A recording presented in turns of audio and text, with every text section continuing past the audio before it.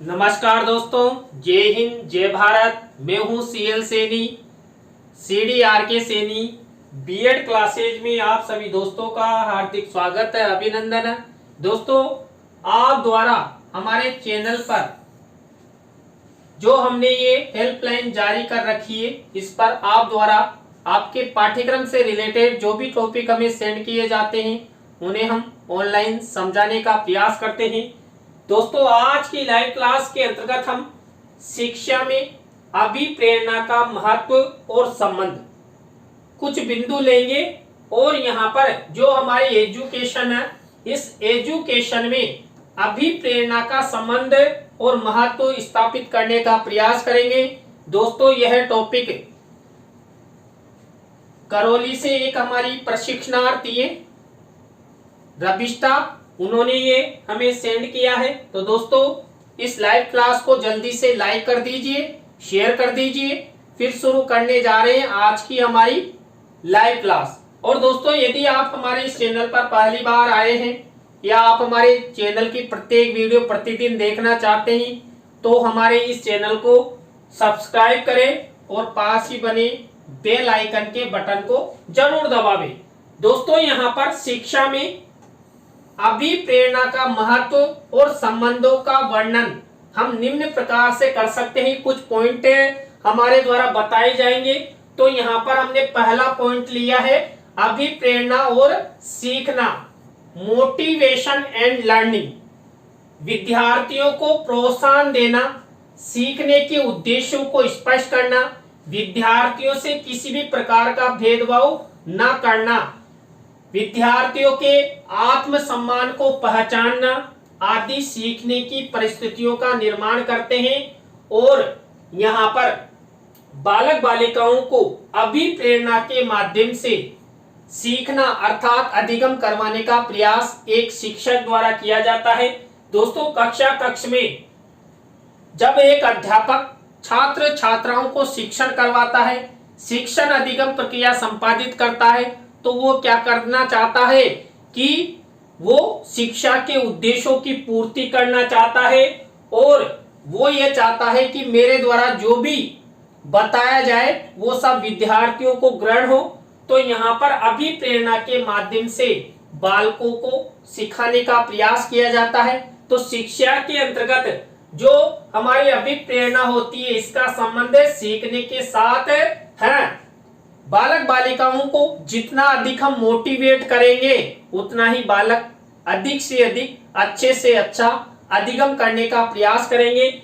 दोस्तों, यहाँ पर मान लीजिए एक शिक्षक बालकों को महापुरुषों के उदाहरण बताता है। अब शिक्षक द्वारा जब महापुरुषों का उदाहरण बताया गया तो उन महापुरुषों के माध्यम से छात्र अधिगम करेंगे। इसलिए यहाँ पर शिक्षक द्वारा बालकों को अधिक से अधिक मोटिवेट करते हुए उन्हें सिखाने का प्रयास करना चाहिए। इसी तरह शिक्षा में अभिप्रेरणा का महत्व और संबंध का दूसरा बिंदु हमने लिया है अभिप्रेरणा और व्यवहार, मोटिवेशनल एंड व्यवहार। कक्षा में अभिप्रेरणा विद्यार्थियों के व्यवहार को दिशा प्रदान करता है। अभिप्रेरणा से विद्यार्थियों का व्यवहार ही बदल जाता है। अतः अध्यापक को चाहिए कि वह विद्यार्थियों को कक्षा में अधिक से अधिक सक्रिय रखे, उनकी शक्ति और योग्यताओं का अधिक से अधिक प्रयोग करे।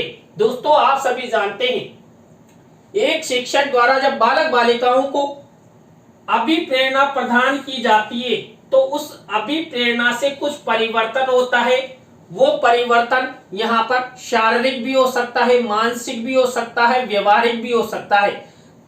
तो यहाँ पर शिक्षक द्वारा अभिप्रेरणा प्रदान करते ही जो बालक बालिकाओं में व्यवहार परिवर्तन होता है, उस व्यवहार परिवर्तन के द्वारा यहाँ पर बालक अधिक से अधिक सीखने का प्रयास करता है। दोस्तों, आप सभी जानते हैं जब छोटे बालक होते हैं तो उन्हें ना तो खाने का, न पीने का, न रहने का, न कपड़े पहनने का ढंग होता है। लेकिन विद्यालय में जब शिक्षक उन्हें बार बार मोटिवेट करता है कि बेटा आपको इस तरह घर पर खाना चाहिए, इस तरह पहनना चाहिए, इस तरह रहना चाहिए, इस तरह बोलना चाहिए। तो यहाँ पर शिक्षक द्वारा जो मोटिवेट किया जाता है उससे बालक अधिक से अधिक अधिगम करते हैं और उनके व्यवहार में परिवर्तन आता रहता है। दोस्तों इसी प्रकार बाल्यावस्था में बालक और उसके बाद किशोर अवस्था का बालक और उसके बाद युवा अवस्था का बालक तो अपने आप ही परिवर्तन होता रहता है और वहां पर उनके व्यवहार में भी अंतर होता है। तो यहाँ पर शिक्षा के अंतर्गत जब शिक्षक द्वारा बालकों को मोटिवेट किया जाता है तो बालक बालिकाओं में व्यवहारिक परिवर्तन होता है और व्यवहारिक परिवर्तन ही बालक बालिकाओं को आगे ले जाने में महत्वपूर्ण योगदान देता है। इसके बाद दोस्तों शिक्षा में अभिप्रेरणा का महत्व और संबंध का 3rd नंबर का बिंदु हमने लिया है अभिप्रेरणा और शक्ति संचार, मोटिवेशन एंड एनर्जी मोबिलाइजेशन। अभिप्रेरणा की परिभाषाओं से स्पष्ट होता है कि अभिप्रेरणा से विद्यार्थियों में शक्ति का संचार होता है। यह शक्ति संचार ही विद्यार्थियों को कार्य करने के लिए बाध्य करता है। सफलता प्राप्ति पर विद्यार्थी में शांति उत्पन्न होती है और असफलता से विद्यार्थियों में शिथिलता आ जाती है। विद्यार्थियों का मनोबल टूट जाता है, विद्यार्थी निराश हो जाते हैं। तो दोस्तों यहाँ पर अभिप्रेरणा के द्वारा बालक बालिकाओं में शक्ति संचार होता है। तो यहाँ पर अभिप्रेरणा और शक्ति संचार में बहुत ही सह संबंध होता है। शिक्षक द्वारा जब बालक बालिकाओं को मोटिवेट किया जाता है तो छात्र छात्राओं में जोश आता है, हाँ कि हमारे शिक्षक ने कहा है हमें ये कार्य करना चाहिए, हमें अधिगम करना चाहिए। तो कुल मिलाकर जो जोश आता है, जो उत्साह होता है, वही हमारा क्या होता है, शक्ति होता है और उस शक्ति का संचार करके हम अधिक से अधिक अच्छे से अच्छा सीखने का प्रयास करते हैं। और दोस्तों यहाँ पर यदि किसी विद्यार्थी को सफलता मिल जाती है तो सफलता से भी शक्ति का संचार होता है क्योंकि उसे अच्छा उद्दीपक मिल चुका है। अब मान लीजिए कोई छात्र फेल हो जाता है तो अपने आप ही निराश हो जाएगा।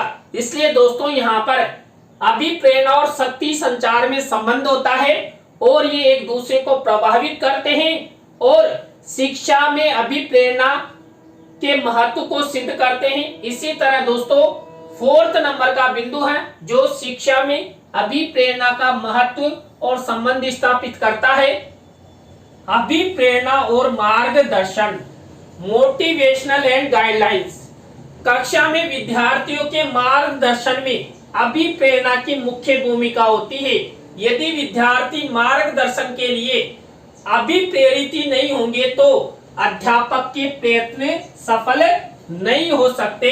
दोस्तों यहाँ पर अभिप्रेरणा और मार्गदर्शन में भी सहसंबंध होता है।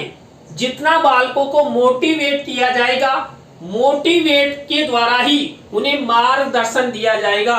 बेटा आपको ये ऐसा कार्य ऐसे करना चाहिए और आपको ये विषय लेना चाहिए, इस विषय से आपको फ्यूचर में ये फायदा होगा कि आप अच्छे डॉक्टर, अच्छे इंजीनियर, अच्छे आईएएस, आईपीएस और अच्छे टीचर बन सकते हैं। तो यहाँ पर अभिप्रेरणा में मार्गदर्शक की भूमिका दिखाई देती है, सह संबंध होता है।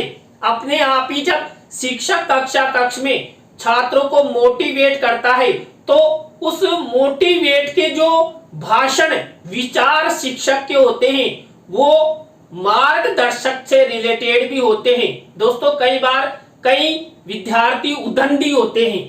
अब यहाँ पर शिक्षक द्वारा उन्हें समझाया जाता है और उनके साथ अच्छा व्यवहार करते हुए कक्ष का अनुशासन बनाने का प्रयास तो किया ही जाता है, साथ ही परिवार में रहने, बोलने आदि का ढंग भी शिक्षक द्वारा मोटिवेशन के माध्यम से बालक बालिकाओं को सिखाया जाता है।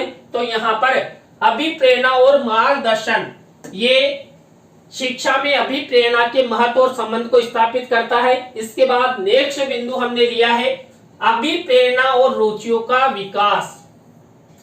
दोस्तों आप सभी जानते हैं अभिप्रेरणा के द्वारा रुचि का विकास होता है।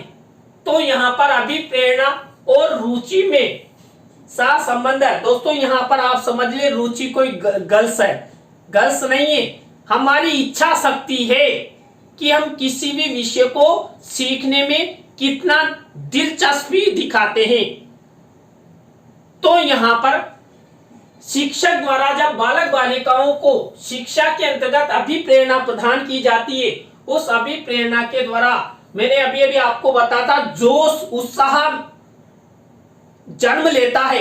तो वहां पर वो उत्साह वो जोश रुचियों से रिलेटेड भी होता है।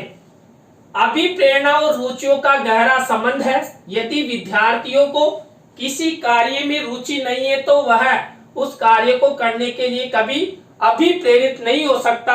अतः अध्यापक विद्यार्थियों में रुचि उत्पन्न करने का प्रयास कर सकते हैं। दोस्तों मान लीजिए घर वाले चाहते हैं कि हमारा बच्चा अच्छा डॉक्टर बने, अच्छा इंजीनियर बने, और बालक की इच्छा ही नहीं है कि मैं अच्छा डॉक्टर अच्छा इंजीनियर बनूं, कि मैं तो चपरासी बनना चाहता हूं जो झाड़ू निकाल लो आराम से बैठा रहूं। तो यहाँ पर किसी भी लक्ष्य की प्राप्ति के लिए या किसी भी कार्य को करने के लिए रुचि होना चाहिए। दोस्तों आप सभी जानते हैं, इसे मैं अपने मुंह से बड़ाई नहीं करना चाहता। आप हमारी 2 साल से लाइव क्लासें देख रहे हैं।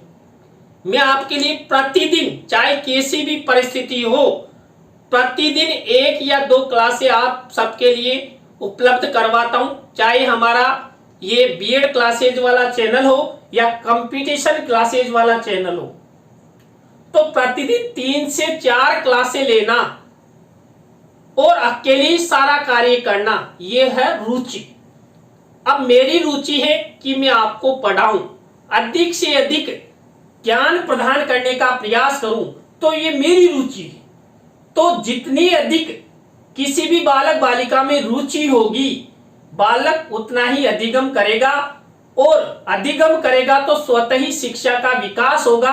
इसलिए यहाँ पर शिक्षा में अभिप्रेरणा और रुचि में आपस में सह संबंध होता है। और दोस्तों जब शिक्षक कक्षा कक्ष में पढ़ाए तो हमेशा शिक्षक भी ध्यान रखे कि बच्चों के सामने ऐसे विषय, ऐसी शिक्षण सहायक सामग्री प्रस्तुत करे कि बालक उस विषय को, उस पाठ को पढ़ने में रुचि ले। बीच बीच में एक शिक्षक को ऐसे मोटिवेशन स्पीच के साथ साथ शिक्षाप्रद और मनोरंजन सामग्री भी उपलब्ध करवाई जाए, जिससे बालक बीच बीच में रिफ्रेश होते रहें, बीच में इसमें हंसते रहें, बोर नहीं हो, आलसी ना हो। तो ऐसा कार्य शिक्षक द्वारा करना चाहिए। इसके बाद नेक्स्ट बिंदु है अभिप्रेरणा और आवश्यकताएं, मोटिवेशनल एंड नीड्स। अध्यापक कक्षा में विद्यार्थियों की आवश्यकताओं को ध्यान में रखकर अपना शिक्षण कार्यक्रम निर्धारित करें, जिससे विद्यार्थियों की आवश्यकताओं की पूर्ति होने से वे कार्य करने या सीखने के लिए अभिप्रेरित हो।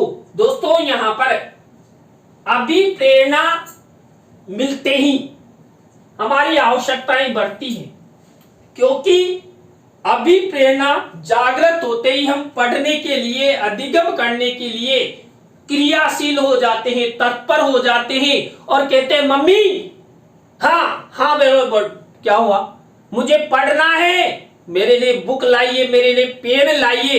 तो आवश्यकताएं बढ़ी ना। तो यहाँ पर उन आवश्यकताओं की पूर्ति भी चाहे परिवारजन हो या विद्यालय का शिक्षक हो या विद्यालय प्रशासन हो, बालकों की आवश्यकताओं को अधिक से अधिक पूरा करना चाहिए। अभिप्रेरणा से आवश्यकता का जन्म होता है, और यदि बालक की उन आवश्यकताओं की पूर्ति परिवारजनों और विद्यालय द्वारा पूरी कर दी जाती है, तो बालक शिक्षा क्षेत्र में आगे बढ़ेगा, और शिक्षा क्षेत्र में आगे बढ़ेगा तो बालकों का फ्यूचर अच्छा बनेगा, सार्थक बनेगा, लक्ष्य की ओर वो बढ़ेगा। तो इसलिए यहाँ पर शिक्षा में अभिप्रेरणा का महत्व और संबंध अभिप्रेरणा और आवश्यकताएं भी प्रदर्शित करते हैं। दोस्तों इसी तरह नेक्स्ट बिंदु हमने लिया है अभिप्रेरणा और ध्यान, मोटिवेशनल एंड अटेंशन। कक्षा में विद्यार्थियों के ध्यान को केंद्रित करने के लिए अभिप्रेरणा का विद्यमान होना अति आवश्यक है। अभिप्रेरणा ध्यान को केंद्रित करने में सहायक सिद्ध होती है, अतः अध्यापक विषय वस्तु में विद्यार्थियों का ध्यान केंद्रित करने के लिए अभिप्रेरित करने का प्रयास करें। दोस्तों, अभिप्रेरणा और ध्यान में भी अंतर संबंध है और इन दोनों के द्वारा शिक्षा का विकास होता है। अब दोस्तों, जब कक्ष में शिक्षक द्वारा पढ़ाया जाए तो बीच बीच में मैंने अभी बताया आपको, ऐसी शिक्षण सहायक सामग्री प्रस्तुत करना चाहिए कि बालकों का ध्यान कहीं और दिल्ली, मुंबई, आगरा घूम रहा हो ना, तो झट से कक्ष में आ जाए। मान लीजिए कोई लड़का या लड़की, उनका ध्यान अपने गर्लफ्रेंड बॉयफ्रेंड में कहीं घूम रहा हो तो वो भी कक्ष में आ जाए। तो ऐसी विषय सामग्री या ऐसे उदाहरण या ऐसे मनोरंजन साधन छात्रों को उपलब्ध करवाना चाहिए कि बालक अधिक से अधिक रुचि ले और उनका ध्यान कक्ष में रहे। अभी मान लीजिए मैं आपको पढ़ा रहा हूं, आपका मन कहीं और है और मैं बीच बीच में आपके लिए कोई रुचिकर काजू, बादाम, रसगुल्ले ये बीच में दिखा दूं, प्रस्तुत कर दूं, तो आपके मन में क्या रहेगा, गुरुजी हमें रसगुल्ले, काजू, बादाम रे खिलाते हैं। तो क्या होगा, बच्चे इंटरेस्ट लेंगे, अपना ध्यान कक्ष में रखेंगे। तो आपने कई शिक्षकों को देखा होगा, वो छात्रों को पुरस्कार प्रदान करते हैं। बेटा आपकी 100% उपस्थिति रही ना, तो इस महीने आपको 20 रुपए वाला पेन मिलेगा। अब बालक क्या करेगा, उस 20 रुपए वाले पेन के लिए नहीं, सम्मान के लिए कि मुझे पुरस्कार मिलना चाहिए, इस हेतु वो पूरे महीने 100% उपस्थिति दर्ज करवाएगा। तो ऐसे विषय, ऐसे तरीके कक्ष में शिक्षक को प्रस्तुत करना चाहिए कि बालकों का ध्यान यहाँ पर श्याम पट पर या शिक्षक द्वारा जो पढ़ाया जा रहा है उस पर बने। अब देखिए मेरे द्वारा इंटरेस्टेड चीज बताई गई ना, काजू, बादाम, रसगुल्ले, तो आपका ध्यान यहाँ आ गया ना। हाँ बिल्कुल बिल्कुल बिल्कुल मिलेगा। क्लास के लास्ट में हम भी बांटते हैं, हमारी जो जीके और साइकोलॉजी की क्लास होती है ना, CDRK Saini competition classes YouTube channel पर, हम वहां पर काजू, बादाम, किशमिश और बतासे, देखिए ये बतासे का डिब्बा तो हम हमारे स्टूडियो में हमेशा ही रखते हैं। देखिए ये बादाम पाक का है, तो हम यहाँ पर हमेशा रखते हैं। आप जितना अधिक तैयार होंगे, पढ़ेंगे, आगे बढ़ेंगे तो हमें भी खुशी होगी। तो यहाँ पर अभिप्रेरणा और ध्यान का अंतर संबंध है। इसके बाद अभिप्रेरणा और चरित्र निर्माण, अभिप्रेरणा के द्वारा भी चरित्र निर्माण होता है। अभिप्रेरणा विद्यार्थियों के चरित्र निर्माण में भी सहायक है। अभिप्रेरणा द्वारा अध्यापक विद्यार्थियों को अच्छी अच्छी बातें सीखने के लिए और जीवन के नैतिक मूल्यों के ज्ञान के लिए उन्हें प्रेरित कर सकते हैं। दोस्तों, अभिप्रेरणा के साथ साथ हमारा चरित्र निर्माण भी जुड़ा हुआ है। हम बालकों को जितना मोटिवेट करेंगे और उस मोटिवेट के दौरान हम बच्चों को अच्छी अच्छी बातें बताएंगे कि हमें सन्मार्ग पर चलना चाहिए, अपने से बड़ों की आज्ञा मानना चाहिए, जी लगाकर बात करना चाहिए, तो इस तरह बालक मोटिवेट होंगे और मोटिवेट होंगे तो अधिगम होगा, अधिगम होगा तो शिक्षा का विकास होगा।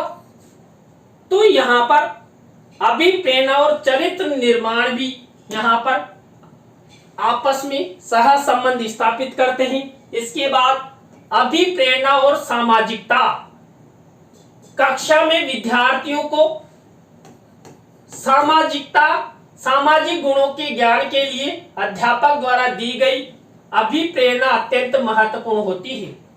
अध्यापक विद्यार्थियों को सामाजिक आयोजनों में भी भाग लेने के लिए प्रभावी ढंग से अभिप्रेरित कर सकते हैं। दोस्तों, सामाजिक आयोजन हमारे समाजों में, यानी कि घर के बाहर जो भी आयोजन होते हैं वो सब सामाजिक आयोजन होते हैं और विद्यार्थियों को इन्हें सामाजिक आयोजनों में अधिक से अधिक भाग लेना चाहिए।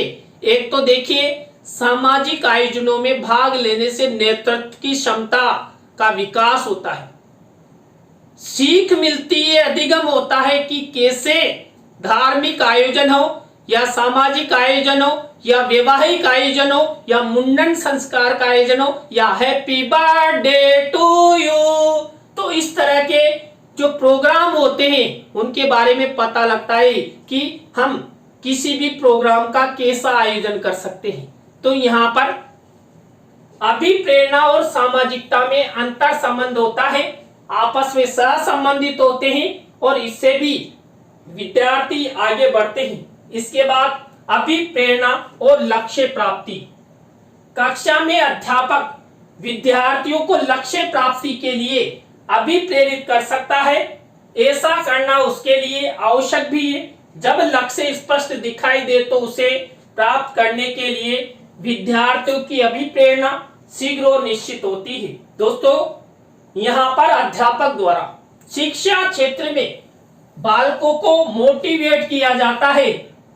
अब मोटिवेट किए जाएगा तो बालक ध्यान देंगे, रुचि लेंगे और रुचि लेंगे तो ज्ञान बढ़ेगा और ज्ञान बढ़ेगा तो क्या होगा, लक्ष्य की प्राप्ति होगी। अच्छे डॉक्टर, अच्छे इंजीनियर, अच्छे आईएएस, आईपीएस या अच्छे शिक्षक बनेंगे। तो हमेशा जो आज हमारे द्वारा 10 पॉइंट बताए गए, ये 10 पॉइंट शिक्षा में अभिप्रेरणा का महत्व सिद्ध करते हैं और आपस में संबंध भी स्थापित करते हैं। दोस्तों, आज की लाइव क्लास आपको कैसी लगी कमेंट्स में हमें जरूर बताएं। अच्छी लगी हो तो लाइक और शेयर जरूर करें। उपरोक्त अध्ययन से यह बात स्पष्ट हो जाती है कि वर्तमान शिक्षा प्रणाली में अभिप्रेरणा का बहुत ही महत्वपूर्ण स्थान है। इसके लिए अनुभव, योग्यता, सूझबूझ, रुचि, आत्मविश्वास, दूरदर्शिता आदि विशेषताओं का अध्यापक में विद्यमान होना अति आवश्यक है। तभी वो विद्यार्थियों को अभिप्रेरित कर सकते हैं।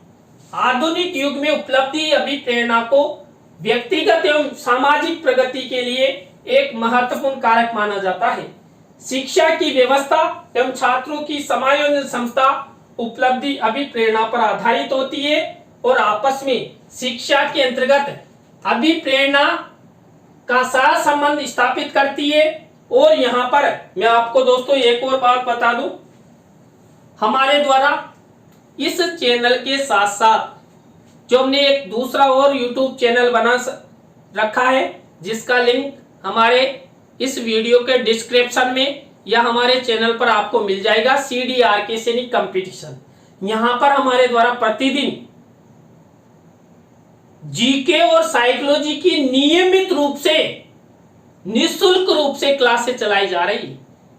आप भी अपने लक्ष्य की प्राप्ति करना चाहते हैं, आगे बढ़ना चाहते हैं, अच्छे आईएएस, आईपीएस, अच्छे डॉक्टर, इंजीनियर आप बनना चाहते हैं, समाज में अपना पद प्रतिष्ठा प्राप्त करना चाहते हैं, तो हमारे दूसरे YouTube चैनल से जरूर जुड़िए।